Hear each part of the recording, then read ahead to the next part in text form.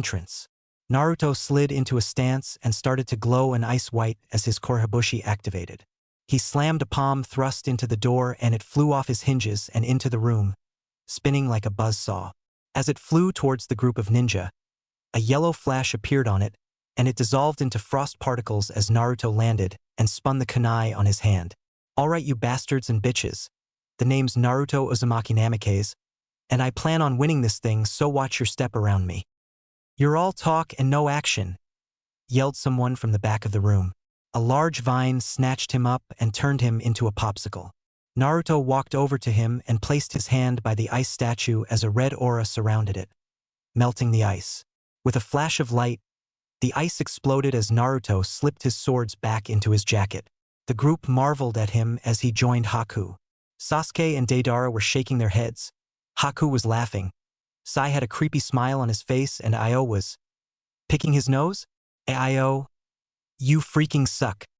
You guy made it? So troublesome. Shikamaru Nara and his teammates, Ino Yamanaka and Choji Akimichi, entered the room.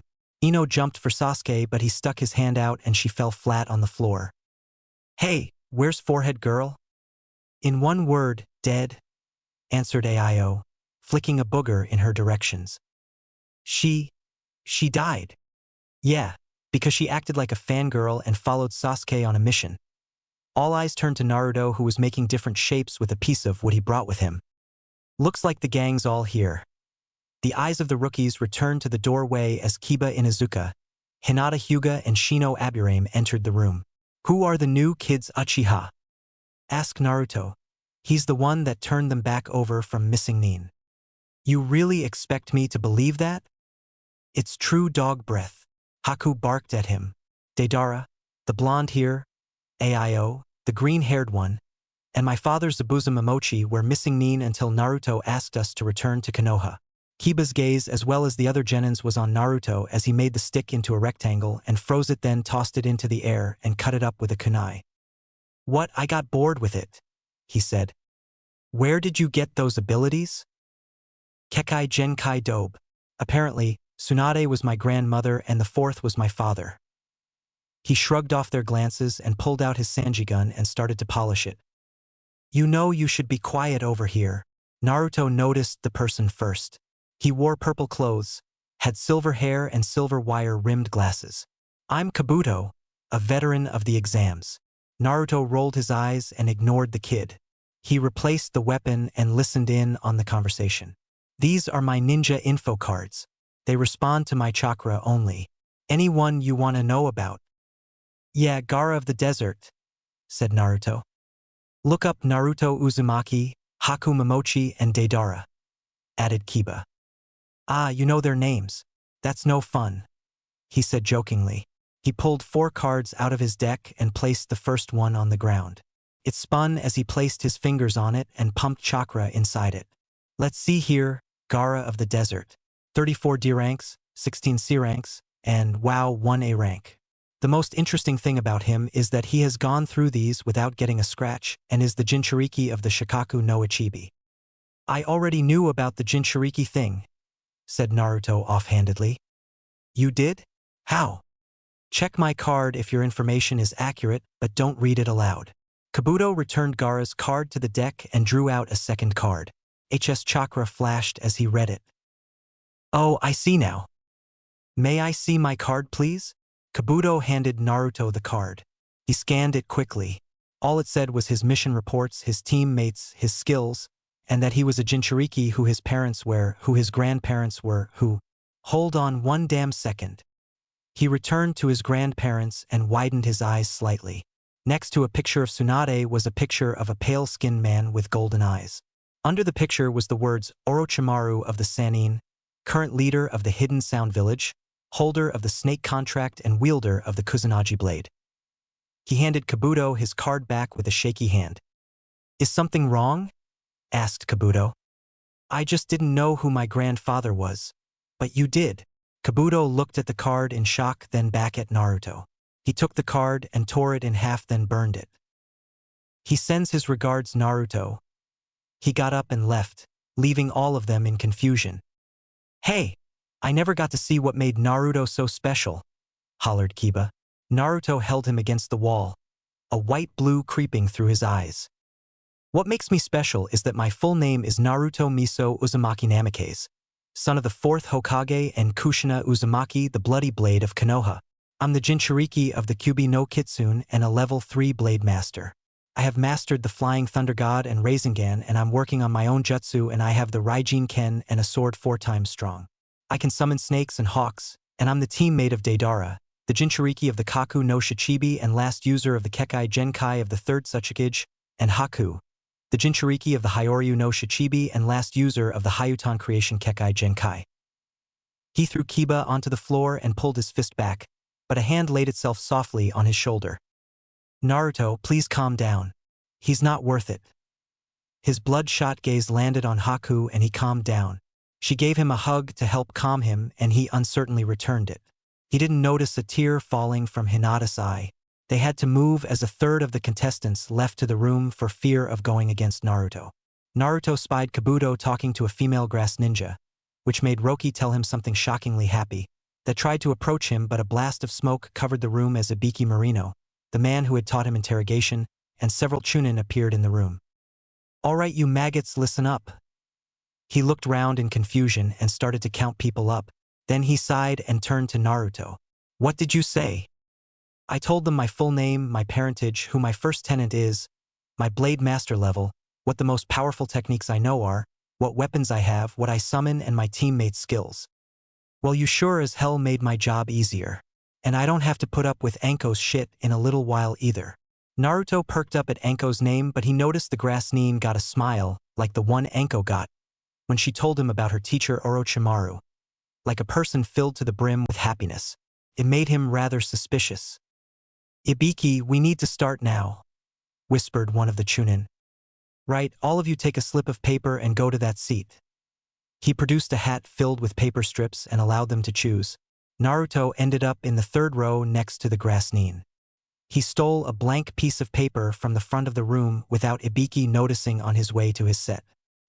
He spun a pencil in his hand and quickly wrote on the blank sheet, "You take the snake in the grass reference to far, you know that?" and pushed it over to her.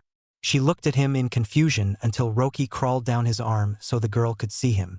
She scribbled something and passed it back. You saw through it, did you? I didn't think anyone would have.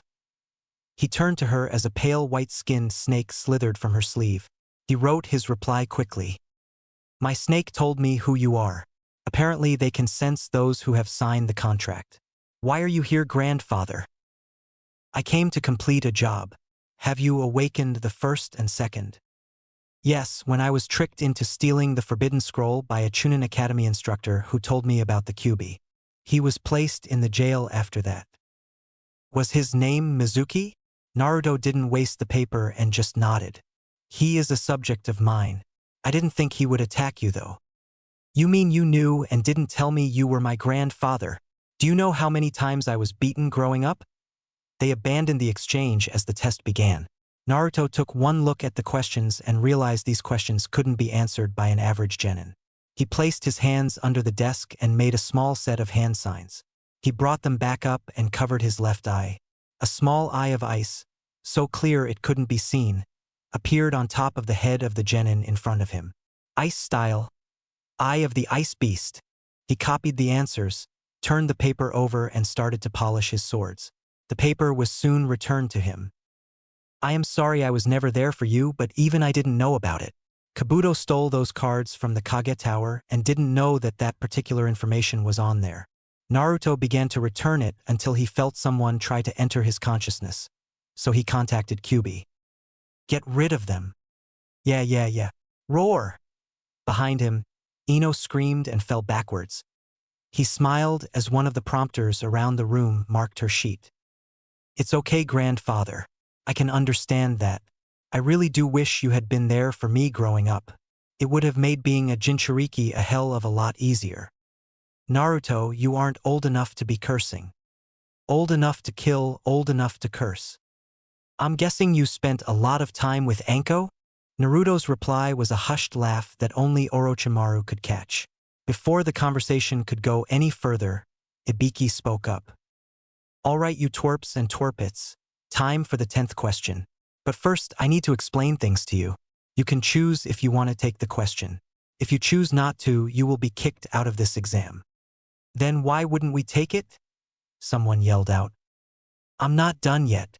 If you choose to take the question and you get it wrong, you will never be allowed to take the Chunin exams again. Almost instantaneously, hands started to fly up. Team after team was eliminated until only about 22 teams were left. Doesn't look like these ones will quit. All right, you maggots, you all. He prepared to yell pass, but never got the chance. Wait one goddamn second, Scar Top. I said never call me that. You really expect us to believe some jounin from the Hidden Leaf has control over all the kages and village leaders? Or is this just another of your mind games? Ibiki smiled. You got it, kid. You want to explain, or should I? I think I got it. He stood up from his chair and increased his voice so all could hear. The purpose of the final question was to test us. As Chunin, we would have to make decisions that will end badly 2 out of 3 times. We had to be able to take risks or we wouldn't be equipped to be Chunin. Am I right, Scratch Dome? Would you quit with the nicknames? But yes, you are right. You must be willing to put yourself on the line for the mission.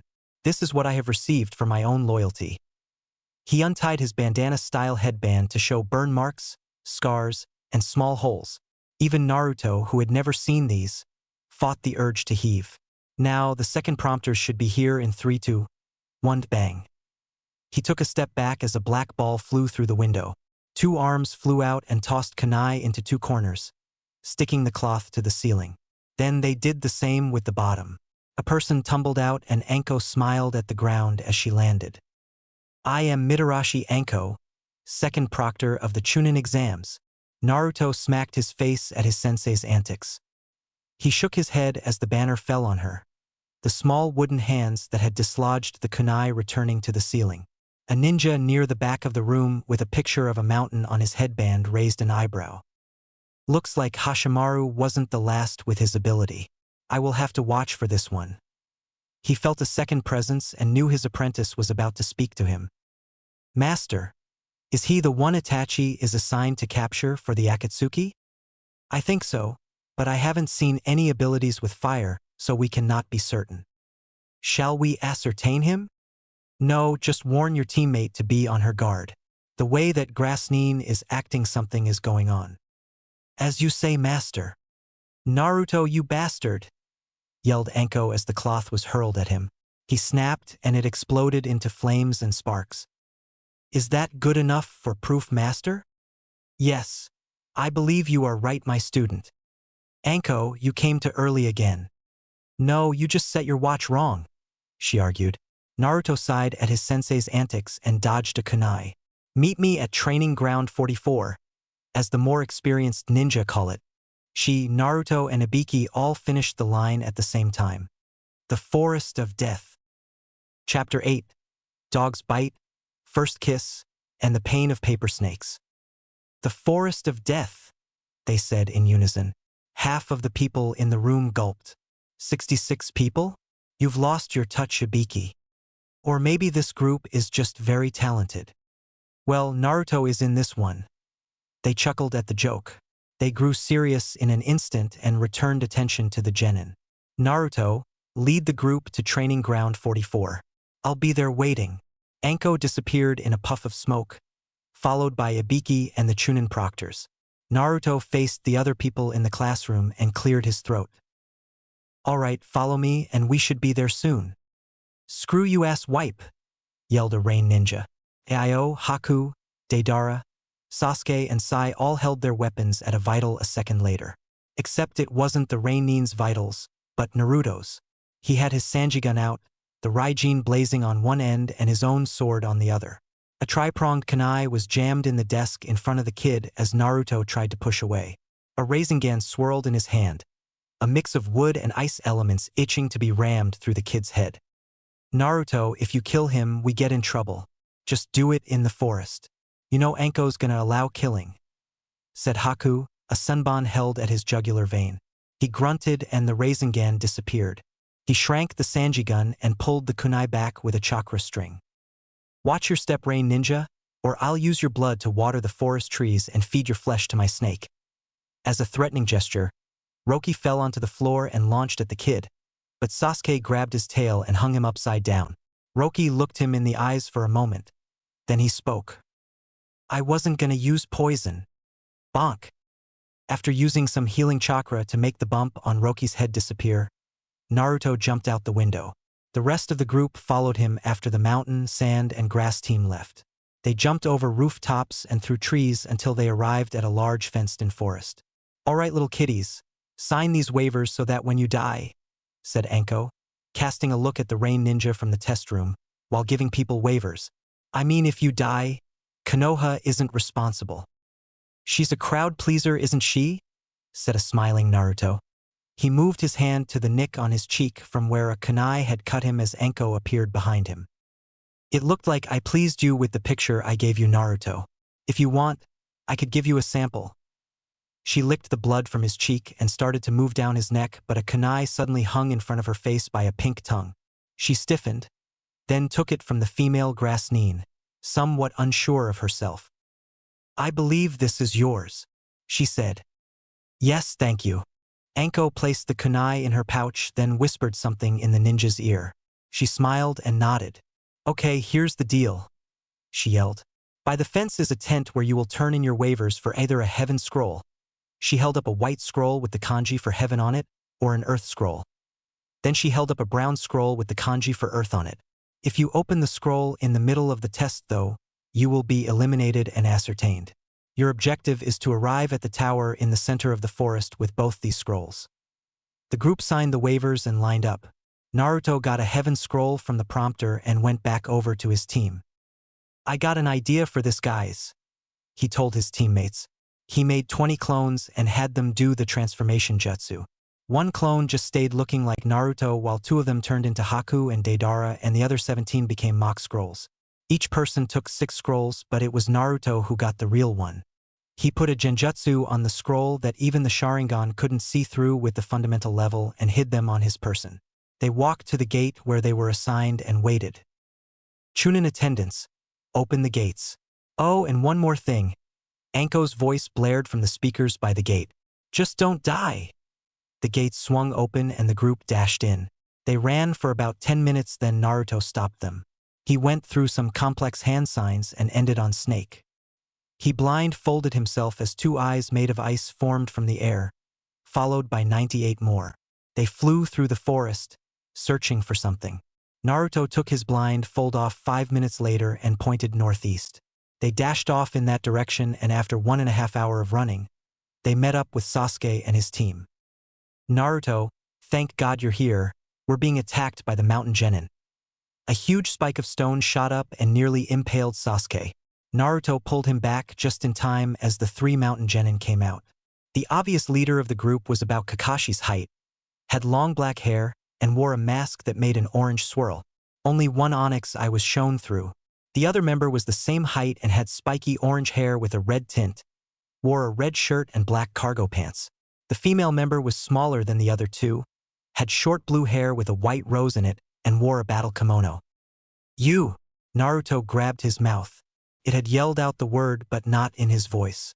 He felt his Hanyu form suddenly activate and was pushed into his mind.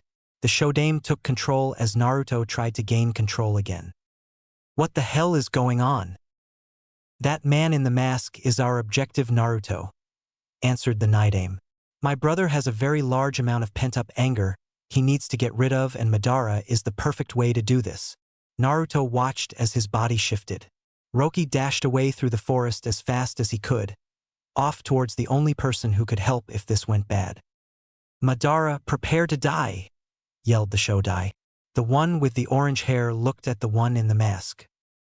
Master, is that the spirit of the Shodai? It is his voice pain, so I presume so, he said. The 3 people snapped in unison and their clothes warped and became black cloaks with red clouds. The female did a few hand signs and lines began to run up her face. Wings of what seemed to be paper attached to her back as well as claws on her hands. A large axe was attached to her left arm. Pain phased slightly as 5 bodies formed around him, all with piercings around their noses, eyes, ears, and under the mouth, and all with Pain's dojutsu. They prepared to strike, but Madara held his hand up. Wait one moment. I want to test him. I'm going to finish what I started all those years ago, yelled the Shodaime as the transformation ended.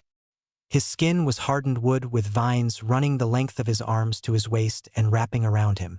More vines fell from his back and a Venus flytrap encased his head. The vines on his back launched into the ground as he roared in anger. Hanyu mode, Earth style, level 2. The branches around them began to shift as the trunks vibrated and the color brown ran up the vines on his back. Pain, Konan, take care of the other ones. I don't want them leaving. He turned his eye on Deidara. Especially him. I'm gonna kill you as fast as possible, Madara, and rest in peace. Double summoning jutsu. Manda and Hishuriai. Two huge blasts of smoke brought Naruto up into the air. The giant purple and black snake and the giant hawk both roared at Madara. He merely laughed and summoned his own creature. Summoning Kiryu. He ran his fingers down a tree and removed it slowly. As his fingers finished pulling off the rough wood, sparks danced off them and ignited the wood.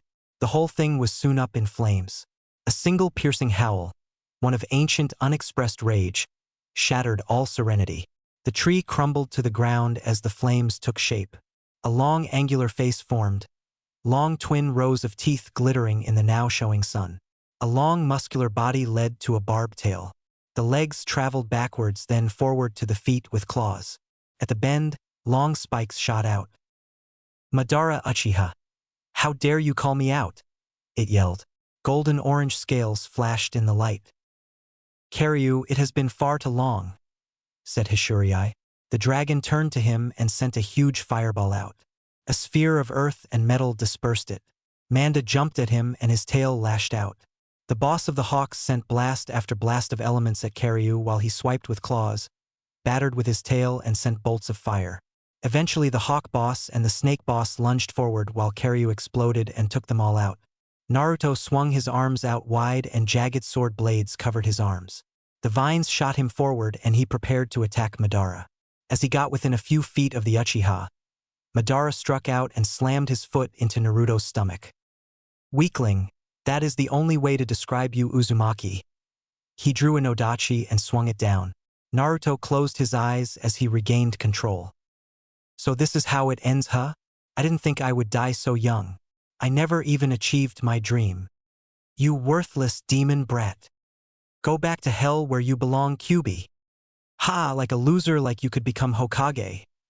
That was it, that was the memory that triggered the force of energy that rocketed through the forest. Naruto's eyes snapped open as a thick layer of ice protected him. He could see his reflection in front of him. His right eye was completely green with a red ring with 3 snowflake-shaped tomo spinning on it. His left eye was white with a red triangle and 3 green leaves traveling around it. Every now and again the shapes in the eyes would switch as Madara hacked away. Naruto, the Korehabushi has ascended a level. It's what gives you your abilities. You know, have some new abilities. As happy as I am to hear that, Lord Nidame, it isn't helping me any. Naruto, drop all the seals. Naruto mentally smacked himself in the face and began to do many fast-paced hand signs. A simple blur in the air. A golden light exploded around him as he flashed out of existence. Madara's chest fell in as a fist connected to it. Naruto appeared beneath him and slammed a fist into his chin. He flew into the air as Naruto made 9 clones. The first clone jumped at him, but a black fire destroyed it. The other suffered the same fate as Naruto continued a long line of hand signs. Madara landed in a crouch in front of Naruto and swung a leg sweep. As Naruto flew down, Madara grabbed his throat, the ice that formed shattering in an instant. That was impressive, I'll give you that, but not quite good enough. Now prepare to be killed as I remove your bijou. His hand glowed a deep red as he inched it towards Naruto's stomach. Get away from my grandson! A foot connected with Madara and sent him spiraling away. Pain and Konan jumped into the fight as Madara spit out a glob of dark blood. Ah, the snake in the grass. Orochimaru pulled the fake face off of his own and sent a huge wall of snakes at Madara. His answer was the same attack with serpents instead. The other 2 grass nin jumped into the air and spun around each other. They shed their skin and became 2 giant serpents and slammed into 3 of Pain's bodies. They dispelled as a giant panda appeared. Konan flew at Haku, who ran at her while making hand signs and slammed a fist into her wings. They froze over slowly, but slowly enough that she could get rid of them and make new ones. You'll pay for that, little girl. Really? Well, then I'll just do this. She made one-handed seals as fast as she could, one kind of set on the left, a different on the other. Konan pushed some stray hair away and made her own hand signs. Both hands, fingers pressed together, plunged parallel into the ground. A small shake came through the ground and started to shift the earth. Haku ran up a tree using her chakra right as 2 hands of paper grabbed at the air she once was. Haku continued her hand signs while flipping over the hands onto another tree. She ran up the tree and jumped further up on the other as the hands made another grab. I thought you were going to do something. I'm about to, you ugly white rose-wearing slut. Konan got a tick on her forehead and made 5 more sets of hands chase after Haku. She dodged the last set and finished the hand seals as she reached the top of the tree. She spun between the 2 trees and flew down towards Konan in a spiral. Ice style, transformation. Merging of Hyren Maru. Haku flipped and pulled up from the spiral as small drops of water formed wings on her back. Sharp claws ran down from her fingers and a tail swayed behind her. 2 short swords formed in her hand as she looked down. You can't beat me in the air, little whore, yelled Konan before she crouched down and launched up. She and Haku clashed in the air as Madara and Orochimaru finished their attacks. Not bad. I thought that attack had died out of humans' knowledge, but I guess I was wrong. He and Madara dashed at each other. Both went into a roundhouse in the air and met with their legs crossed. Orochimaru twisted and grabbed the leg, throwing Madara downwards. Madara in turn grabbed Orochimaru's leg as he came and switched the attack around. Orochimaru cocooned him and pulled up.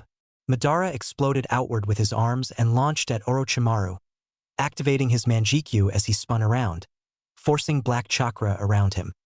Prepare for 72 hours of pain and torture, he said as he prepared for his Tsukuyomi, but a single roar stopped all fighting. Madara dropped to the ground and ground his fingers into his palms, making his knuckles white and blood seep from the fist. Naruto had lost control, a blood-red cloak around him. 7 tails of the same energy sprouted from his tailbone. He opened his mouth and a long line of blood seeped from his body. Uchiha, you left Naruto an orphan. If it hadn't been for you, I wouldn't have attacked Whirlpool or Konoha. Pay for your crimes. He ran on all 4s straight at Madara. 5 Pains, the original sitting back with Madara, stood in his way, but he swatted them away. They slammed their heads into trees, then had them punctured by his tails. He roared out in what they assumed was pain, and the energy slid slightly away, showing Naruto's skin stripped away and the underlying skin boiling. Madara pulled his mask off and fired 2 Amaterasu off. Naruto roared as loud as possible. The trees shook and the flames stopped for a moment, giving him time to wrap the tails around him in a cocoon. They hit him and lifted him into the air, following him. He spun around, the flames circling him in a ring. Madara took his chance and rushed at Sasuke, who was with Deidara watching the display in the air.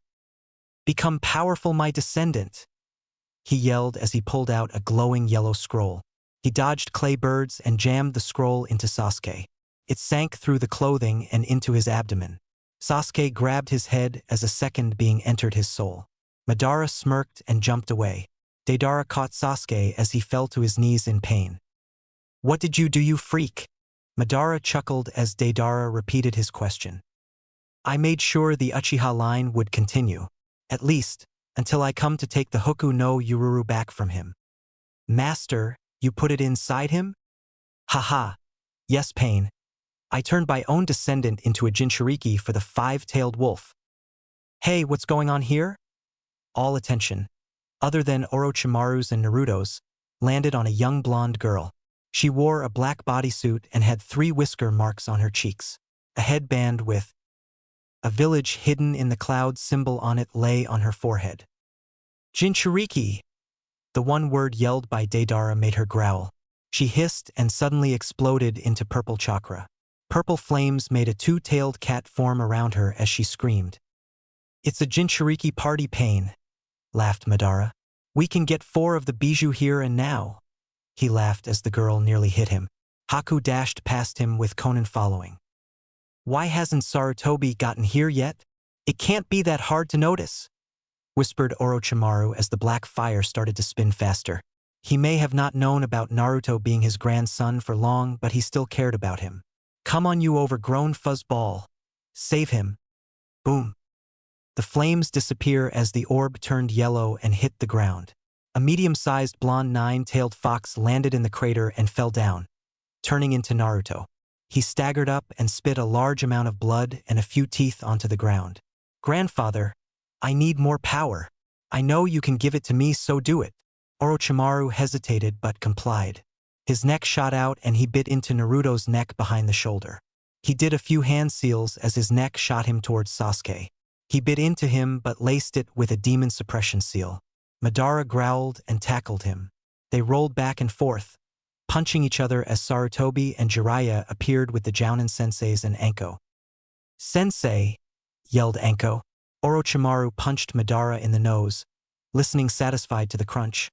Then he ran away and left the forest as fast as possible. Konan swooped down and grabbed the two men and flew away. They rushed to Naruto's side but Deidara held his arms out as they got close, stopping them. "We haven't finished the assignment. We got this under control." A normal Haku landed next to him and agreed. The two men reluctantly left as Deidara hefted Naruto onto his shoulder. The giant flaming cat was playing with a yarn ball? They laughed slightly at the sight and left. As they continued, they ran into a mist team. "Ah, easy pickings, boys," said the leader. "And we get a pretty girl too." They laughed as Haku pulled out a sunbon. Before either side could even start the battle, ice encased the three genin and crushed them. Naruto's voice was barely audible but they caught the words of the jutsu. "Ice style. Ice burial." Deidara looked at him in shock. "He's still unconscious. He must have done it to protect two Haku." That made Haku blush. A brown scroll fell to the ground and they picked it up. "Aio, what scroll do you have?" "Earth." "Okay, then we'll meet you at the tower." They dashed off as fast as possible. The only time they stopped was when night fell. They lay Sasuke and Naruto down on the ground and tried to reduce the fever that had risen from their bodies. When morning came, they deconstructed camp and prepared to leave. But as they left, 40 ninja with the rain headband slowly, painstakingly, pulled themselves from the ground. "Earth style, rain of the bloody rocks jutsu," shouted Deidara. Red boulders slammed into a bush, making the clones disappear. A heaven scroll rolled out and Aio grabbed it, shooting from the bushes and dashing off, Sai flying by with Sasuke on an ink bird. Deidara made a clay bird and lay on it as they flew. He waved to Sai as they passed. "See you, Ink Heart." Sai ground his teeth at the name. Ever since he read that book, Deidara called him that. "Deidara, the tower's up ahead," said Haku. Deidara nodded and picked up Naruto. As they reached the door, the bird pulled up and Haku and Deidara slid down. The bird flew up and exploded, spelling out "We made it, bitches," in big black lettering. As they prepared to enter, Naruto stirred. Deidara put him on the ground to wake up the turn to the bushes, throwing a kunai into them. "Why are we being targeted today?" A rock team shot at them. Deidara shot birds at them but they dashed out in rock armor. Haku tried to freeze them but they broke the ice. One grabbed Haku as they approached, one grabbed Deidara and the leader pulled out an odachi. "Die, traitor. Go to hell, Janji." The leader smirked and turned to Haku. "Hey baby, wanna have a little fun in a second?" She spit at him but he just laughed. "Like you have much of a choice." He cut Deidara up on the arms and legs and finished by jamming his sword into Deidara's left arm at the elbow. Then he turned to Haku. He grabbed her shirt and started to pull. She screamed as the other one pulled her hair. The leader, Janji, slapped her and she fell on her knees. Janji laughed as the crony pulled on her hair. She drew a kunai as they laughed. "Nice try, little girl." Haku growled as an icy blue chakra surrounded her. "I'm not a little girl." She spun, using a kunai to slash her hair as she turned. She started to attack the rock ninja with a rapid attack of fists and kicks. They dropped their armor and moved around the attacks, moving back into the forest. She sent a punch once more when they had passed the tree line and hit a tree. It groaned as her fist broke and blood flew. The flash healed but the bones had been pushed completely out to create room for a new one. "Looks like the tables have turned." She gulped and ran back away. They all laughed and chased after her. She stood in front of the tower when they appeared. Rubble gathered around them, forming a crude armor. They smirked and ran towards her. Janji threw a punch and she flew through the air. The one that had held her down appeared behind her and landed on her back. He jumped into the air, pushing down. The remaining member slid underneath her and twisted, landing on his back with his feet up in the air. He kicked her into the air then jumped up, passing her. They grabbed arms in the air above her, a three-man circle, and slammed their feet together into a drill point shape. Earth style. Falling earth drill. They spun, gathering wind, and flew down towards her. As the drill reached a few inches, a blur of purple dashed by and grabbed Haku. The three genin broke apart. One was caught by a kid in purple clothing about Kabuto's age who could move his body like a snake. The other member had been caught by a kid in the same garbs with a cloth over his face. He was sucking the kid's chakra away. Haku, are you okay? Kabuto, what are you doing here? I came to save you from them. He dropped her carefully on the ground and turned to Janji. He drew a chakra scalpel out of thin air with a small wrist flick and prepared to attack. Janji scowled and snapped. A rock clone of him burst from his back and he shook his body as the rocks fell apart. No more holding back. He flew at the veteran genin who flipped over him and stabbed his shoulder with the scalpel. Janji slid and turned, swinging the now limp arm into Kabuto's face. The genin ducked and swung his leg, but Janji jumped and flipped, slamming a leg into Kabuto's shoulder. Kabuto twisted, spinning like a top on the ground, making Janji get thrown away while getting kicked. Kabuto lay on the ground, leaning on his arm like a pillow with a smile on his face. Keep trying, newbie. Janji growled and started making hand signs. Kabuto sat up and started making his own. Underground reflecting fish jutsu. The earth flew around him as he sank into the ground. Janji continued his hand signs, then slammed his left hand on the ground. A large elephant trumpeted as he appeared, his tusks shining. Janji jumped up onto it and waited for the attack. Trying to hide won't help you. Who said I was hiding? Janji looked at the ground where Kabuto was dissolving his scalpel. He blew on the elephant's skin and it fell over. Kabuto smirked and walked over to Haku. That was rather easy. Kabuto, look out. Too late. An odachi slammed into Kabuto's chest, showing where it barely missed his lungs and heart. He gave a shuddered breath before following on the ground, the nodachi being pulled out by Janji. The teen growled and slapped Haku. 3 more times he hit Haku until her lips and face bled. I'll teach you. He placed the sword at her throat, then turned his head to the other 2 veterans. Let my teammates go, I'll kill her. He drew a small amount of blood to make him more threatening. The 2 teens jumped away to Kabuto's side where less and less blood was falling. Niji, do something, hissed Tenten in the trees. Niji sighed and prepared to jump, but he felt a huge power strike.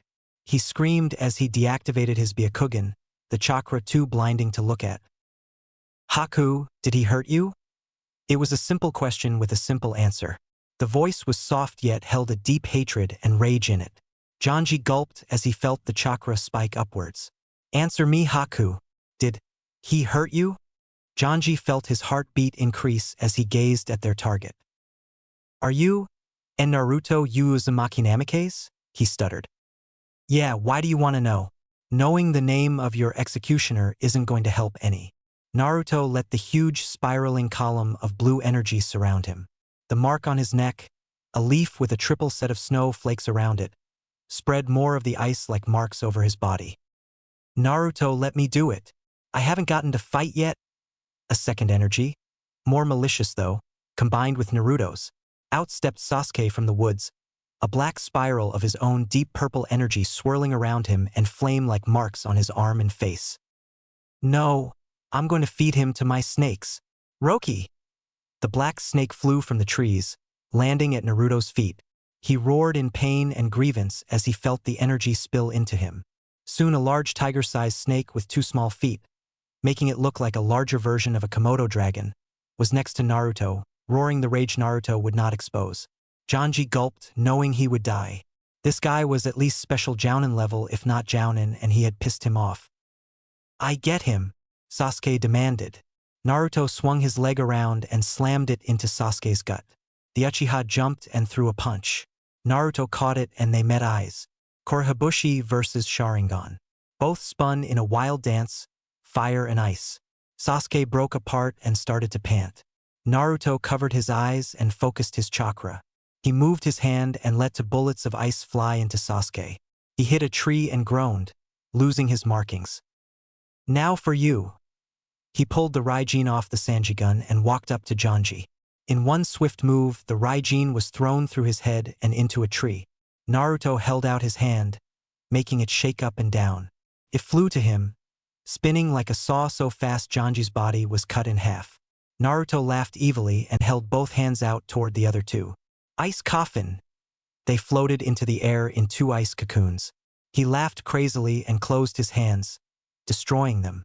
He turned to Kabuto's teammates and prepared to do the same, but two slender arms wrapped around him. The energy disappeared and the marks disappeared. Please Naruto, stop this already. I'll be fine. Naruto broke the grasp and turned to her. She was about half an inch taller than him, but that didn't stop him. He leaned in and kissed her, passion and lust pouring out. She immediately did the same. He pulled out to catch his breath and smiled. Only for you, my ice queen. Kabuto cleared his throat to get their attention. Naruto, Lord Orochimaru says you are always welcome in the Hidden Sound Village. Thank you for the invitation, Kabuto. I'll come say hello sometime, he said right before he passed out from chakra exhaustion. Chapter 9, The Prelims, Part 1. Naruto awoke in the tower on an unfamiliar bed. He groaned as pain shot through him. Deidara and Haku slept on the beds on either side of him. He silently went to the bathroom and took a shower. As he dried off, he made sure his teammates were still asleep. He put on a pair of black cargo pants with multiple pockets, a red shirt with a black flame outline, and his navy blue trench coat. He let Roki crawl up his arm and strapped on his Sanji gun. His swords were placed inside the coat and a set or gray fingerless gloves were slipped on his hands, the seals for wind attacks placed into it. I wonder if Kyuubi has any more seals to teach me. Maybe if you win your match kit. He marched down the hall to the other rooms to see who else was here. Anybody here? He chuckled lightly and yelled out, Marco! Polo! Gaara walked down the hall, a blank expression on his face. Tell that old man I said thank you for fixing my seal. Your Kage and the old pervert have stopped Shikaku from influencing me. It was my pleasure to get you help. We need you in the battle to come, so having you in stable mind is important. He grabbed the bottom of his shirt. Besides, our kind is few and needs to stick together. He pulled up his shirt to show Kyuubi's seal. What he didn't expect though was that the kanji for tree, root, ice and glacier were above, below, on the left and right side of the circle. You are right. We must stay on each other's side, or we will endanger ourselves. There are only 6 of us, so dash. 7, there are 7 now. He launched into an explanation of how Madara attacked Sasuke, they fought back, skipped how Orochimaru saved them, how the Cloud Jinchuriki attacked Madara, how Madara had implanted the Hoku, how the seals were placed, what happened with the Rock Ninja, and how he nearly went insane. Naruto Uzumaki Namikaze, you certainly are a strange one. I must go now, my siblings await. The sullen redhead turned away from the blonde and up a flight upstairs. Naruto continued on his way, searching for other teams. He reached the east side of the tower and found Kiba Inuzuka, Hinata Hyuga, and Shino Aburame. Hello Naruto, stuttered out Hinata. Hey Naruto, can you hook me up with that hot chick on your team? The blonde one, said Kiba, a perverted smile on his face. I didn't know you were gay, Kiba, said Shino, keeping his straight face. Or at least they thought it was a straight face. They couldn't see behind his collar and glasses, but Naruto thought he heard a slight chuckle. I'm not gay. What the hell are you talking about? Kiba, that's a guy named Deidara, he said with a laugh. Kiba spluttered for a minute before getting a mischievous grin on his face. What about that brunette girl? He leaned in close to Naruto's ear. Her boobs are kinda small, but the ones with tiny tits are allows animals in the bed. Naruto narrowed his eyes as Kiba nudged him. Heh, you know what I mean? Naruto looked at him for a moment. Kiba, cover your balls before I chop them off. The 3 genin in front of him looked both shocked and appalled at the statement. That girl you're talking about is my girlfriend, and I'll be damned if I let you get away with insulting her and using her as the subject of dirty jokes. Gigi girlfriend? He nodded to the Hyuga girl in front of him. Since yesterday. Damn, some guys get all the luck, complained Kiba. Naruto laughed and rubbed his head embarrassedly. I guess so. I mean, Hinata is something wrong. She shook her head, making tears fly. She ran down the hall, sobbing in sorrow. What did I say? What did I do? Shino sighed and shook his head. You still don't know after all this time? Naruto looked at him quizzically, waiting for him to explain. She's liked you since the academy. You just never noticed it. Naruto rubbed the back of his head again. Am I getting a bold spot? Actually, I did know about it. I may not look like it, but I'm actually really smart. Kiba snorted and Naruto kicked him in the balls. Shino, give me any question you want and I'll answer. What was the name of the Naidame Hokage? Tobarama Senju, grand-uncle of Tsunade the Sannin, brother of Hashimaru Senju. The Shodame Hokage, sensei to Hiruzen Sarutobi, Koharu Udatane and Hamura Mitokado, famous for his water and ice jutsu and my great-great-grand-uncle. Next question, please. Same information on the Yondaime Hokage.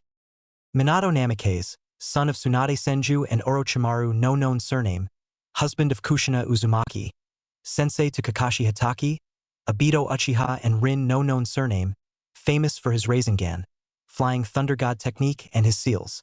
He is known as the strongest Hokage for defeating the Kyuubi no Kitsune. Only living relatives are his parents and his son, me. You really expect us to believe you're related to all those people? Laughed Kiba. I doubt it somehow. Well, you always were kinda stupid. I can't believe the Academy Dobe, and a blondie no less, just called me dumb when he failed the test to graduate 3 times. Hey, my first mission was a B rank. I took out a traitor before I was even a ninja and you started with D ranks. Who's better at being a ninja here? He can't even do a clone jutsu? I have too much chakra for that technique, he yelled.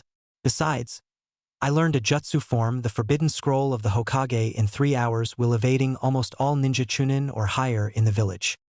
Oh yeah, well, at least I'm not a blonde dobe. You wanna fight dog breath? Bring it on, blonde dobe.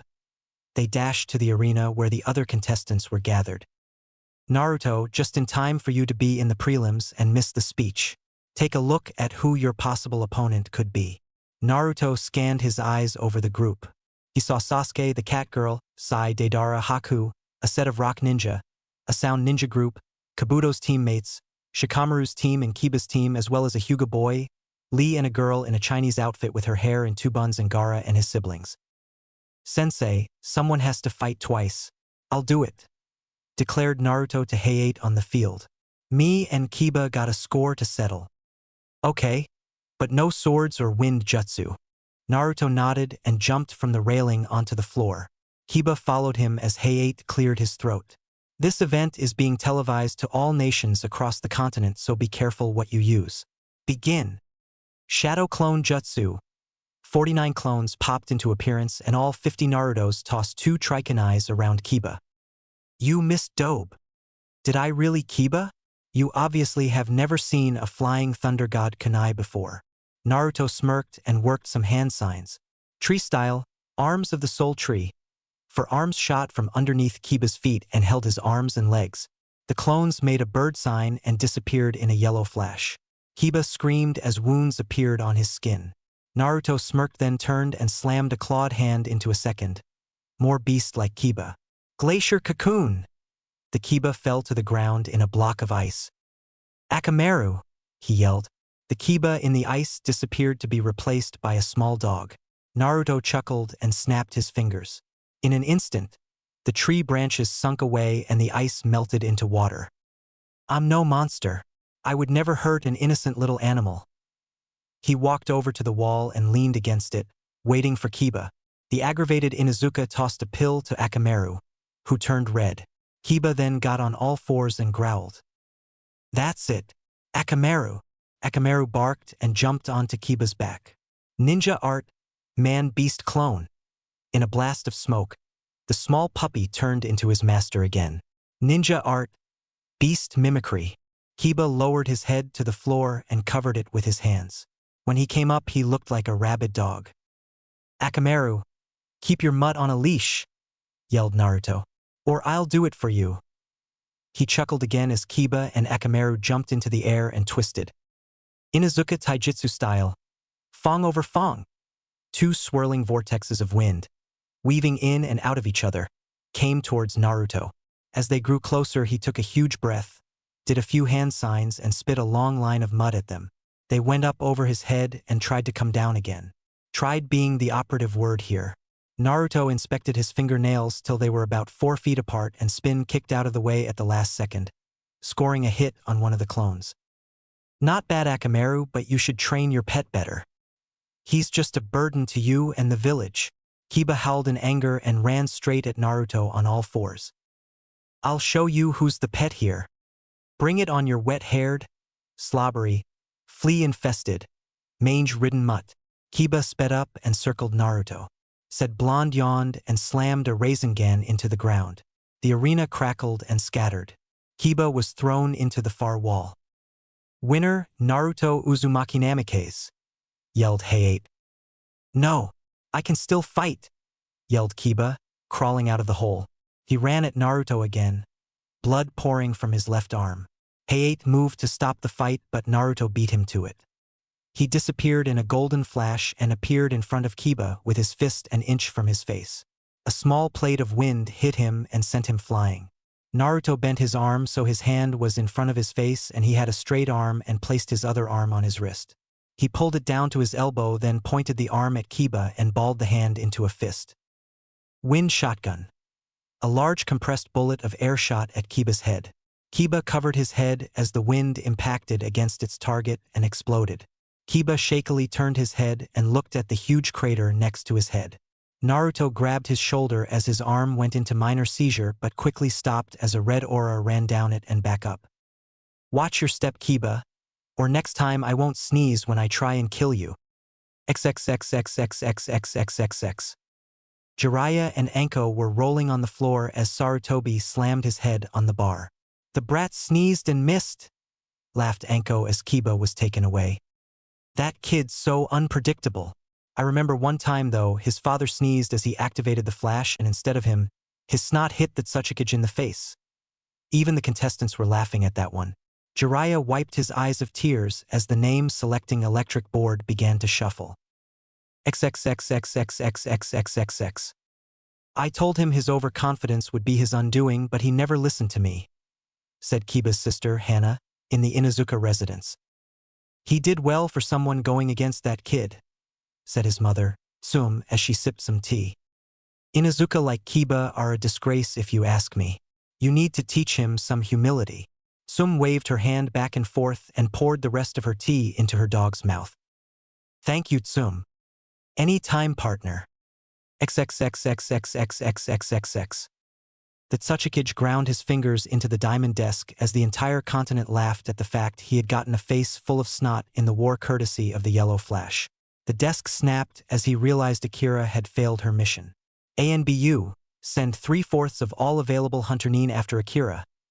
The ANBU in the corner disappeared and he sighed. Akira, I am sorry, but I have no choice. You have failed and failure is not an option in my village. XXXXXXXXXX. Madara laughed as he watched the replay of Naruto sneezing right before he fired.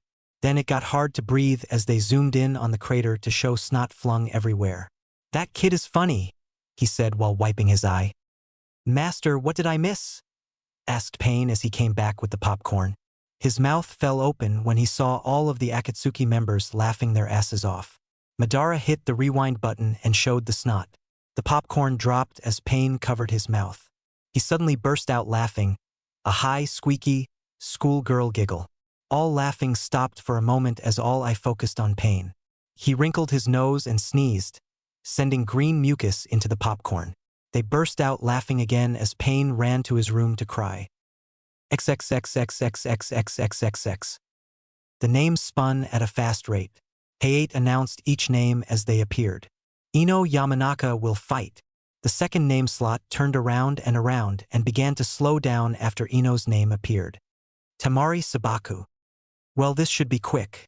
Tamari, you'll have this girl beat in a second, said Kankuro as his sister slightly opened her fan in front of Ino. Begin, shouted Hayate before disappearing. Tamari swung her fan at Ino and sent her flying into a wall with a blast of wind. She fell on the floor a moment later, completely unconscious. Boring. Tamari climbed the railing and agreed with her red-headed brother's statement. The names rolled again and Hayate once again announced them. Third match, Shikamaru Nara vs. Kin Tsuchi. Begin! The female sound ninja began by firing off sunbon needles at the lazy boy, who sidestepped them. She smirked and pulled.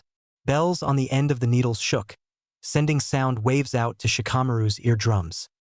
He groaned as his vision grew fuzzy and several copies of Kin appeared around her. Give up, you can't escape. Shikamaru smiled as he crouched down and made his hands into a ram seal. Kin started to do the same. What in the world? Shadow Possession Jutsu. Successful. A black line expanded from underneath the thread, connecting to the bells until a long shadow connected Shikamaru to Kin. He walked forward and she was forced to do the same. He turned her away and up the stairs, meaning a forfeit. Kin Tsuchi has left the arena, so the winner is Shikamaru Nara. Choji congratulated Shikamaru up in the balcony as once more the names rolled. Fourth match, Niji Hyuga vs. Naruto Uzumaki. Chapter 10, The Prelims Part 2. Fourth match, Niji Hyuga vs. Naruto Uzumaki. Naruto sighed as the Hyuga boy next to Lee calmly walked down the stairs. Sensei, can I use my swords this time? Yes, unless it's for a killing blow. Naruto chuckled evilly and drew the two weapons. The diamond one lit up in fire and the jade in lightning. He had placed seals on them as soon as Kyuubi had taught those specific ones to him. His two worst elements were at his disposal. Niji simply crossed his arms and stared. Give up.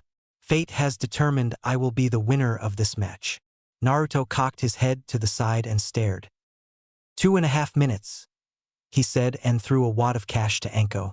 Jiraiya, Anko, Hayate, Hiruzen and the Jounin senseis all started placing bets. That's how long it'll take for me to beat you. A weakling like you cannot defeat fate. Naruto snorted and spun the swords in his hand. Fate is for weaklings. At one time I was convinced it was my fate to be hated by the villagers, but then I met an old man and his daughter at a ramen bar. They gave me food and drink and gave me shelter for the night. Then I met Irika-sensei and he was kind to me. They gave me strength to become strong. Then I met my 3 senseis who became like my family, then my current sensei and my 2 teammates. Fate had nothing to do with me. Because nothing controls your fate. You make your own. You truly are a fool. 1 minute and you'll be unable to use your Byakugan. 2 minutes and you'll be unable to use chakra. 2.5 minutes and you'll be unconscious. Begin. Niji ran at Naruto and struck out with a palm strike. Naruto went under it and stabbed Niji's leg with the lightning sword. He screamed as electricity entered his body. Naruto jumped back and tisked 3 times before put his swords up. Sword will make this too easy. He jumped from foot to foot, waiting for Niji. The Hyuga growled and ran forward. Naruto dodged fists, finger jabs and palm thrusts. Niji swung a leg out with so much chakra you could see a blue aura and it connected with Naruto's left arm. The arm grew limp as Niji smirked. Naruto made a sign with his other hand and let elemental chakra flow into it. Naruto swung the arm right into Niji's stomach. 5 ribs cracked as the earth-imbued fist sent him flying. 40 seconds up. Niji panted as he stood up. He was running low on chakra and he knew it. He ran forward once more and fell to the floor as his leg stopped responding. 55 seconds. Niji growled and flipped Naruto off. He sighed and deactivated his Byakugan to conserve chakra. 1 minute on the dot. Niji stood up with a huge effort of will and roared in anger. He ignored the pain in his leg as he ran forward. Naruto sighed and shook his head. I am fated to win this match. He started a barrage of hits once more as fast as he could. A few times he clipped Naruto, but the blonde seemed no to care. Niji made a fatal mistake and extended a fist too far out and received an uppercut to the chin. He spun in the air for a moment before being kicked backwards.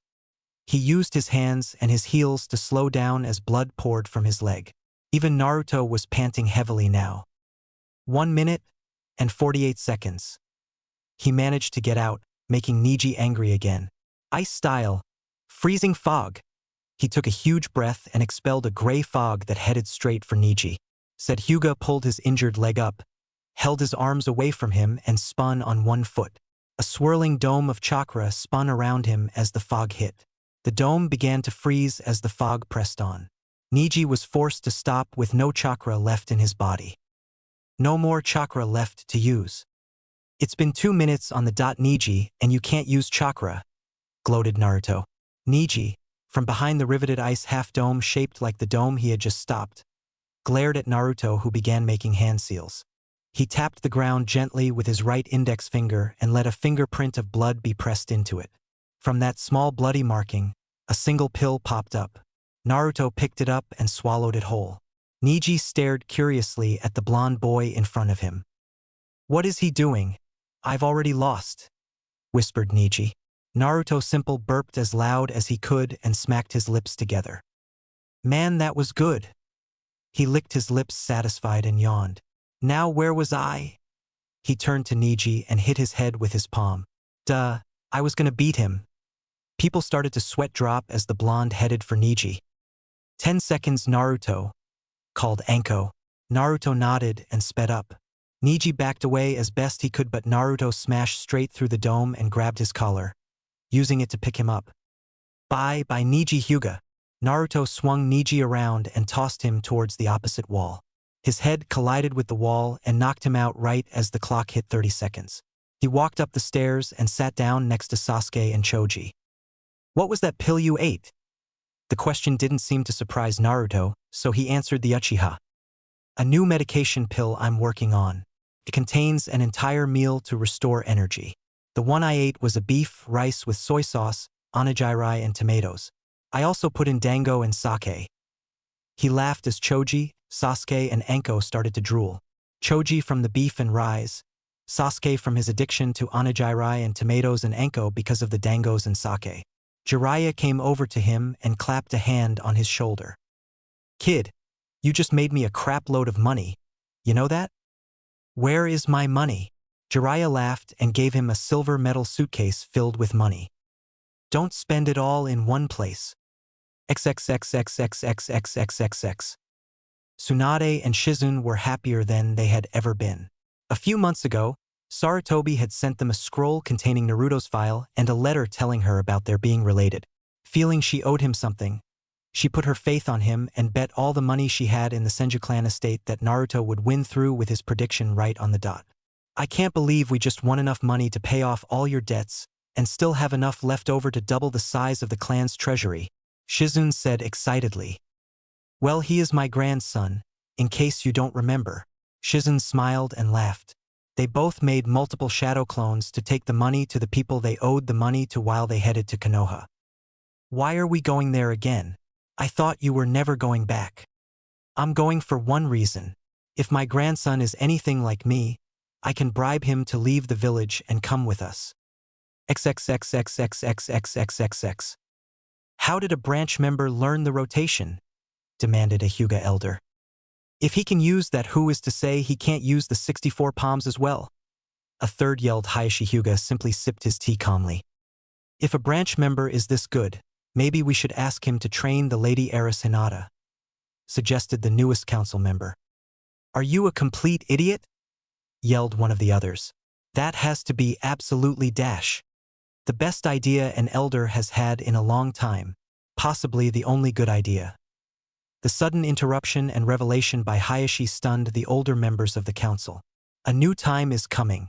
The Sandaime is arranging for Hinata to be apprenticed to Tsunade when she comes back to the village. I have also noticed a certain person with a very powerful bloodline that would make a fine addition to our own becoming interested in Hinata." "Real, and who might that be?" asked the elder who had spoken first. "The Uchiha boy, Sasuke." He simply sipped his tea as the room exploded into yelling again. XXXXXXXXXX. Madara opened a scroll in a hidden underground library he had discovered under the currently fleeing Hanzo's house, who had somehow managed to survive Tsukuyomi and summon a salamander to escape, and widened his eye. Well, I guess the Kyuubi isn't needed after all." "Master, what have you discovered?" Pain came out of the door leading to the vault high above the library. "I have found something very useful. It seems that if we can get at least 2 bijou who are not inside Jinchuriki, who absorb the demon's strength over time, we can summon Kyuubi, the 10-tailed sphinx, from the void." "But master, The only bijou without a host at this moment is the sanbai. Did you know Pain? Before Kyuubi became a bijou there were originally 10? Madara spun in the chair to look at Pain. There were 2 8-tailed Jinchuriki. The Ashioni, currently being held by a host named Killer Bee, and the 8-tailed snake Yamato no Orochi. And if I am correct, the location of Yamato no Orochi is here somewhere. He swung his arms wide. Pain's sweat dropped. I'll get my extra bodies and the others and we'll begin, he said. He gave the thousands of shelves containing exactly 1,074,867 scrolls a hateful glance. What if the information isn't here? Then we go with the alternative. Alternative. We go into the void and try to capture the creature and get out without being trapped ourselves by the spell the other bijou trapped it with.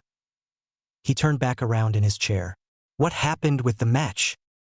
The 9 Tails container has won against the Hyuga clan prodigy. Good. Now go get me some sake, onigiri and tomatoes. XXXXXXXXXX. Fifth match. Zaku Abumi vs Sasuke Uchiha. A sound ninja with a 4-head protector like Yamato and spiky black hair walked down the stairs from the other side of the balcony. Naruto noticed in the center of each palm was a small hole. Sasuke, be careful. I think those holes in his arms are tubes that he uses to attack, warned Naruto. Sasuke nodded and swung himself over the railing. He pulled out a storage scroll as he landed and unsealed a weapon Naruto hadn't seen for a long time. It was in a simple sheath with a beautifully drawn picture of a lake in the spring on one side and the same like at sunset on the other. The handle was wrapped in a red sash that unraveled as Sasuke grabbed the sheath. He pulled on the black handle and released the silver blade from the sheath in a blast of heated air. Harasame, the spring blade! The red sash instantly reveled around Sasuke's right hand, allowing him to swing the blade and launch it. He sealed the sheath back up and threw the scroll to Naruto for safekeeping. I better finish this quickly. Harasame will only let an Uchiha who does not hold a 3rd-level Sharingan wield it for so long. Heiei signaled for the fight to begin and Zaku pointed both arms at Sasuke. Decapitating air wave. A solid wall of wind flew straight at Sasuke at a high speed. The young Uchiha grabbed hold of the handle with both hands and brought it behind his right shoulder. As the wind reached a few inches from him, he swung the blade as hard and fast as possible in a sideways swipe. A red blast of energy exploded against the wind. Sasuke used his chakra to stay in place as the smoke subsided. He made 10 shadow clones and surrounded Zaku. Give up or die. Zaku laughed and slammed both hands onto the ground on either side of him. Extreme decapitating air wave. The ground around them fell apart and formed sand as the blast shot Sasuke back and dispelled the clones. He checked his wounds to see if he was okay. A few small cuts and scratches on his legs were no problem. The problem was the fact he could see the bone of his left leg. Shit, I can't move my leg. Who let a level 2 hold me? The great Harasame. Shut up or I'll snap you in half. Ha! As if a level 2 could snap me. Only a Manjikyu can even attempt, and if you have the Manjikyu it must have been achieved in the name of peace not power, which only your brother has done before you. Sasuke growled in anger. The sword was starting to reject him. This kid had him on the ropes and he was disabled. He blinked and things started to slow down. He saw the smoke shift in slow motion. He saw a blast of wind heading his way slowed to a crawl and felt the rejection of the blade stop. Did I activate my 3rd Tomo? Yes, you have. Now, are you going to just get hit or do you want me to stop that attack? Quit being a jackass. You got spunk, kid. I like that in a wielder. Sasuke felt a silvery aura flow over him and felt his leg heal. He let the attack hit him. It didn't cause any damage, just go around him. The Zaku kid looked shocked before shaking his head and running at Sasuke for an up-close and personal blast. Sasuke smirked and disappeared. Zaku hit the ground before he knew what happened. Sasuke had hit him right in the temple with the handle, knocking him out. Winner of match 5. Sasuke Uchiha. Yeah, go Sasuke, yelled Haku. Wait to go Sasuke, hollered Deidara. You kicked his freaking ass, cheered Naruto. There should have been more blood, screamed Anko before Heiei bonked her on the head. You're lucky we're being watched, or I'd have to kill you for that, she threatened. Or I could castrate you instead. Heiei shuffled away as fast as he could and hid behind the sandame. Sasuke came up the stairs as the medics wheeled Zaku away and took his scroll back from Naruto. After sealing Harasame, he sat down next to Naruto and his team. Hey kid, is the demon suppression seal holding up okay? He stared up at Jiraiya for a moment and nodded his head slowly, exhaustion from using the sword obvious on his face. Good, good. Come find me after today is over and you get some sleep and I'll make it stronger. He nodded and leaned his head against the wall, waiting for sleep. When he opened them a second later, Naruto held one of his pills out to him. He took it greedily and swallowed it whole. He sighed and yawned, then fell asleep. Hey Kakashi, said Naruto all of a sudden. Who was that Gabriella lady in the Hokage's office a few weeks ago? Kakashi visibly flinched at the woman's name, and it obviously brought up some bad memories, but still he explained. Well, to put it simply, after your dad died, I was traumatized. I wandered around for what seemed like days until I came to the Uchiha district. Since I have a Sharingan, I was welcomed there, if only partially. I walked around for a little while until I reached the ninja section. That was when my legs gave out and I collapsed. Gabriella had just come out of the house and ran to check on me. She brought me into her house and gave me food and drink. After that, we just talked. We talked from 1 in the morning to 4 in the morning the next day. I took her out on a date a few times before I proposed to her. She took some time but eventually said yes. She was the first woman I loved since Rin abandoned the village. We were happy for a little while. Unfortunately, the day before the massacre, she broke the engagement. I thought she died with the rest. I'm sorry I brought it up, apologized Naruto. Kakashi shook his head. No, I have no problem talking about it. A small click reached their ears, returning their gaze to the wall. Would Kankuro and Misumi Tsurugi please come down to the arena? The two came down to the floor as Jiraiya finished the earth jutsu that would fix the floor. It was Gaara's brother fighting one of Kabuto's teammates.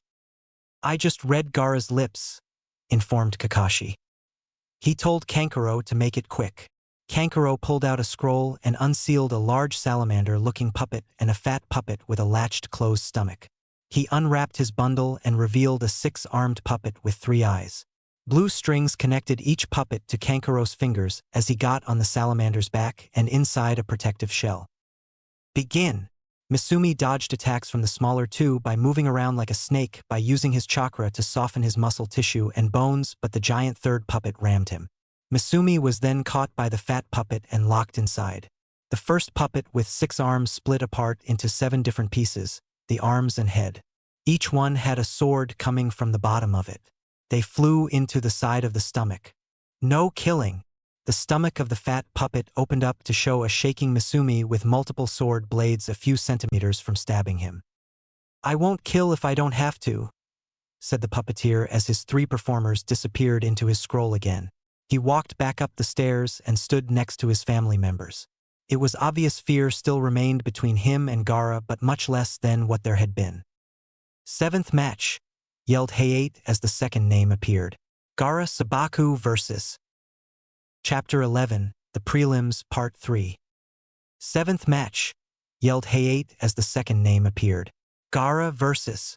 Heiei stopped as Sasuke started to snore, really loud up in the balcony. Naruto was drawing on his face with a permanent marker, and Guy was crying because he lost so much money in Niji's fight. Screw it. Match 7, Gaara Sabaku vs Tenten, start the killing.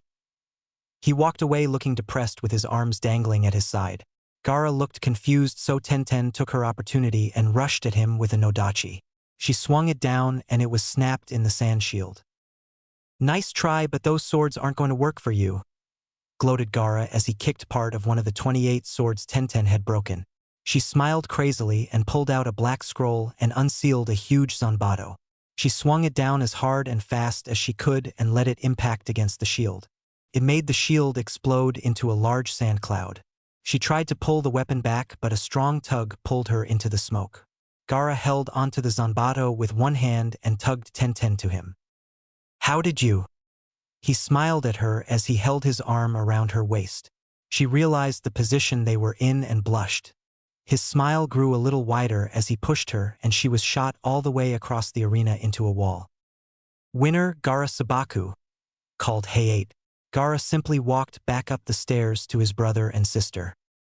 "Wait to go, little bro," congratulated Kankuro. "I said don't call me little," he screamed.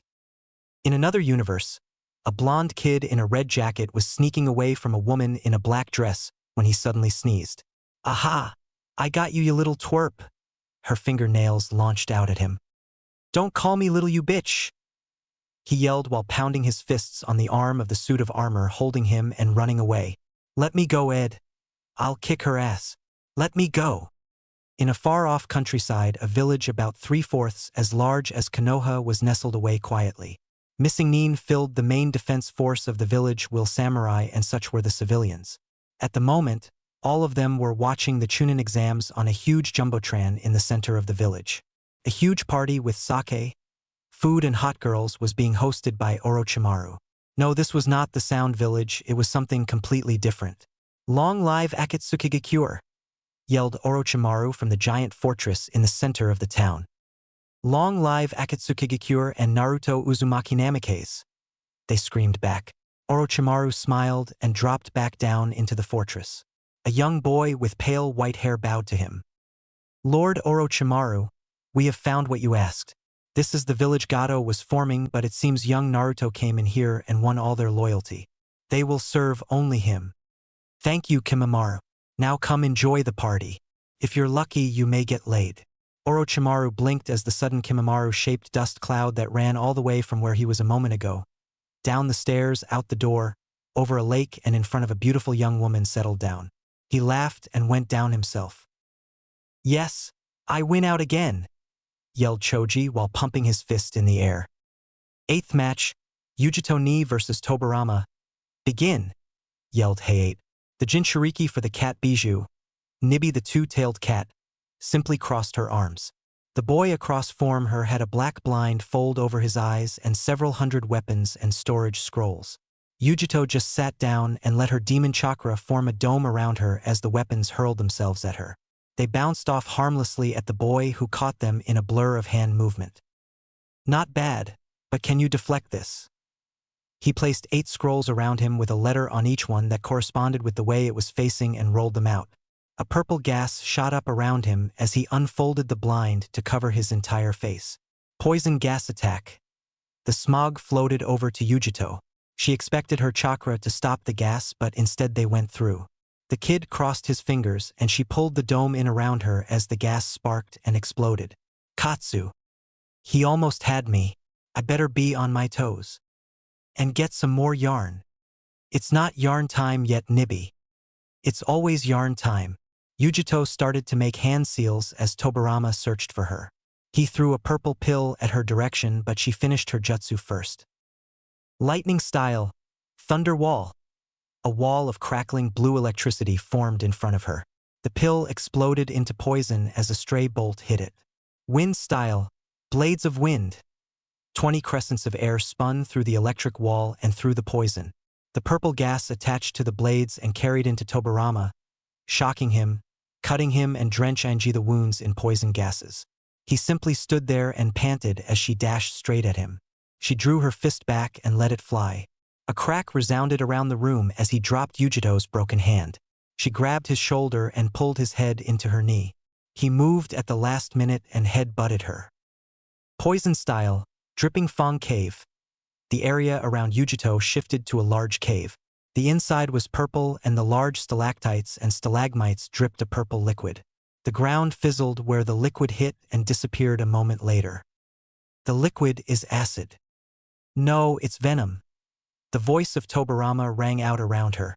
She growled and crossed her arms in a ram cell, filling them with chakra. "Demon Genjutsu release," she whispered. The 7 layers of Genjutsu disappeared as Tobarama hit the ground. Winner, Yujito Ni. Yujito walked solemnly up the stairs. No one but Naruto and Deidara congratulated her on the win. "We are going to take a small intermission so the contestants can eat. Feel free to leave some for the others," Akimichi called Anko as the older group left. A large buffet slid out of the balcony wall and tables and chairs were brought in for them. They ate their fill while they could. Halfway through, Kabuto came over to Naruto. "Can I talk to you about my sensei Naruto?" It took him a moment to figure out he meant Orochimaru, but Naruto followed him outside once he did. "Do you know this place?" He held up a picture of a large village. "Yeah, that's the village the businessman Gato was building. I took over after we defeated him though. Allow me to show you." He made a few hand seals, grabbed Kabuto's arms and whispered, "Flashback jutsu." A small forest dashed past them. As they burst from the leaves, a small village came into view. The tunnel vision stopped as they slowed down. They sped through the gate and onto the rooftops where they burst through the doors of the large tower. Several samurai drew their swords. "My name is Naruto Uzumaki Namikaze. I was chosen to tell all of you Gato has been killed." "You lie. He used 500 of us to defeat Zabuza," yelled the leader. "I watched him die myself. Maybe this will be enough proof." He pulled out Gato's head and showed it to them. They all attacked him at once, but he flashed a few shuriken and tossed at the leader. He took the hit and jumped into the air as Naruto casually said, "Detonator activate." The shuriken exploded into shrapnel as blue fire encased the man. He fell dead on the ground, so Naruto threw him out the window. "What's going on here?" The door opened up to show a man with two swords with teeth coming down from them, wearing a large cloak with a hump on the back. "Who killed that man?" "I did, Naruto Uzumaki Namikaze. And I know you are Ryaga Kurosaki, of the Seven Swordsmen of the Mist. Zabuza Momochi sent me here." "What does that eyebrowless freak want here?" "He sends this." He tossed Gato's head at Ryaga. In a flash of light, the head was in pieces. "Who killed Gato?" "I did. Well, my summons did. I'm here to take over the village." "No, if Gato is dead, I am in charge," argued Ryaga. Naruto glared at him. "Let's do this the honored way in the Mist Village." He moved his jacket to show the swords and activated Raijin. "Fine." They assumed a stance and held out a flat palm. They held a fist up in the air and glared at each other. They slammed the fist down to settle the power struggle for a village that would mean life or death for Naruto in the future, even though he doesn't realize it. "Rock!" screamed Ryaga. "Paper!" yelled Naruto.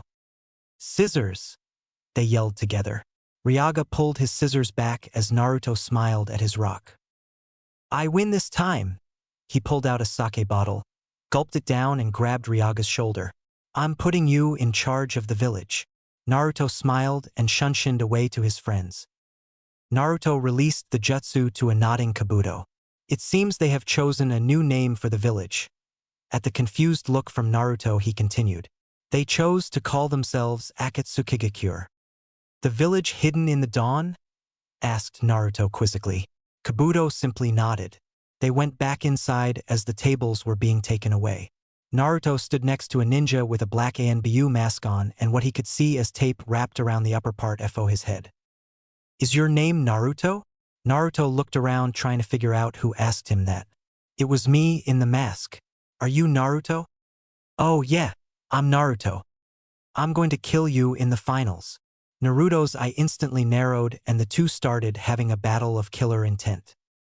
"You got some balls to threaten me like that, punk, especially in my own village with my senseis, Godfather and Arikage here, not to mention my teammates and friends. You killed my brother Janji for no reason. He tried to rape my girlfriend. And you threw a sword made of lightning through his head and then cut his body in half with it." He reached up for his mask. "And this is what's going to happen to you when I get done in the finals." He pulled the mask off and unraveled the bandages. His mouth was sewn closed by thick ninja wire and his eyes were empty black sockets with metal circles blocking off the view to the pink flesh beneath. The eyelids were a few small pieces of limp flesh hanging from the outside of the socket. The eyes had been ripped out of his head, literally. "I am Urusei the ventriloquist from Iwagakure, and I do not leave a fight without my opponent suffering." Naruto glared at him for a moment before speaking up. "Who names their kid? Shut up." People started to chuckle slightly until the flesh on Urusei's mouth started to bleed as the wires started to loosen. "Urusei and Rock Lee, come down to the arena," demanded Hayate. The two walked down the stairs, each opposite the other, and faced each other. Lee pulled 2 sets of weights out and tossed them into the wall, making a huge dent. "Now I am ready." He got into a strong fist stance as Hayate began the match. 9th match, Rock Lee vs. Urusai of IWA. Begin. Chapter 12, The Prelims, Part 4. The only thing showing Lee's disappearance was the bang of the cement caving in where his feet had been. Urusai struck his hand out before anyone could see and caught the kick Lee sent. Heat wave technique. Lee's skin started to bubble as the blood flow increased and the skin heated up. Urusai began to walk towards the stairs when the cement started to crack. Soon a long spider web seemed to cover the floor. Lee was letting out a war cry as chakra flared around him. "Gate of opening, open!" He disappeared again and wrapped his bandages around Urusai. "What are you doing?" "Primary Lotus." Lee pulled him up into the air and spun down into the ground. Urusai staggered out of the large crater and started to do hand signs at a fast rate as his head started to hum, and in a puff of smoke flesh started to regenerate inside the eye sockets as the metal plates were forced back. Soon 2 eyeballs with purple squares with orange lines going through it appeared. Lee gazed into the eyes and felt himself falter. War eyes! The chakra pulse increased the power, and Lee started to feel urges to attack the people in the area.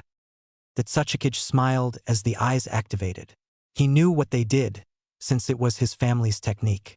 It forced the other person to attack and go on a rampage if used too long. The problem was it came at the cost of either going crazy, losing emotions, or having your senses lost. Urusai had his eyes ripped out by a set of hands made entirely of a white aura, and his mouth had been sewn together with ninja wire, extra strength version. It was the most horrible thing a father could watch happen to his son. It must have been hard to Akira to watch it happen to her cousin as it had for him to watch it happen to his son. "He's got it in the bag now." Akira marveled as her cousin regenerated his eyes and fought back. He wasn't holding back, and she knew why. Urusai had to capture the soul of a living person to regain his eyes permanently. He must be trying to do it to Lee, she figured. "Come on, little cousin. Kick his ass," she whispered as the people around her gagged. Lee knew he had no choice and started to unwrap his bandages. They fell to the ground as he flared a new energy. 5th gate, open! With a blast of power, Lee's skin turned reddish-orange. Debris floated around him and the bandages shot out at Urusai. He ducked under them, but the went down and caught him. Lee tugged and the boy flew forward. In a flash of yellow, the fight went skyward. A yellow lotus appeared over the floor as Lee increased his speed. Then fire covered his hands as he sped up his fists. "Morning peacocks! Sounding of the war horn!" screamed Urusai. Lee hit the ground and dashed at Naruto as a war horn echoed through his ears. He threw his fist, but the flames extinguished themselves and Naruto knocked the fist away. Then he kneed Lee in the stomach and slammed his head into his knee, cracking the nose and jaw. Lee fell to the ground and Sarutobi and Jiraiya planted multiple seals all of the body, but they just soaked off. "Leave him alone and let's see what happens to him," said Naruto, and he reached for swords to deal with any naysayer. "Winner, Urusai of IWA. Enko, roll the names," said Hayate. "But we dash." "Roll the goddamn names." Enko hit the button to activate the electronics. Match 10. Hinata Hyuga vs. Akato Yoroi. Kabuto's last teammate calmly faced Hinata. The girl had puffy eyes and a determined look on her face. "Come on, Hinata.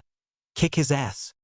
"Shut up, Sasuke, so they can start," yelled Naruto in Sasuke's ear. Hinata blushed at the comment, but the match began and Akato rushed at her. She activated her Byakugan and dodged a fist of chakra. She skipped back and caught him in her 8 trigrams and finished the match by blocking all his chakra points and kicking him in the balls. Whoa, Hinata can be evil. Sasuke hit Naruto on the back of the head as Hinata came over. "Hey Hinata, you want to go out some time or maybe dash?" He never finished because she grabbed the front of his shirt and pulled him into a kiss. "I'll do anything you want, Sasuke," she whispered. Sasuke's heart rate started to speed up as Hinata walked away with some extra sway in her hips. Sasuke covered his nose, a few drops of blood started to fall out of the holes. Match 11. Deidara vs. Ranmaru. "Will the contestants please come down here?" Urusai's final teammate who wore a large red cloak to cover him slowly slugged down the stairs. Deidara made 6 small birds and a spider. Ready to lose? Asked Ranmaru. I'd be careful, Ranmaru. Your ego could blow up on you. Ranmaru laughed as a clay spider crawled up his cloak and under the cloth without him realizing. Begin the battle, yelled Hayate. Ranmaru spread his cloak wide to show thousands of explosive tags and bulky bombs. Art is the bomb, he yelled. I totally agree with you. Deidara sent one of the birds over for Ranmaru to inspect. He looked it up and down. Well, this is quite beautiful. The crowd started to sweat drop as the two started a conversation about art. Ranmaru, you have great taste in art and I don't want to kill you. Look on the 400th tag to the right. Ranmaru turned his orange-colored hair and brown eyes on the thousands of tiny bomb spiders that had split from the larger one. One command and they explode and activate the tags. Give up now and we can keep talking about art. The 5 birds flew at Ranmaru as he closed the cloak. Proctor, I give up. I don't want to die. Winner of the 11th match, Deidara, yelled Hayate. The 2 genin walked up the stairs, talking about different pieces of art. Anko, the names please. Can I choose them? She asked, jumping like a little kid up and down in the air. Go ahead, I guess. Yeah. 12th match. Haku Momochi versus Dosu Kinyuta.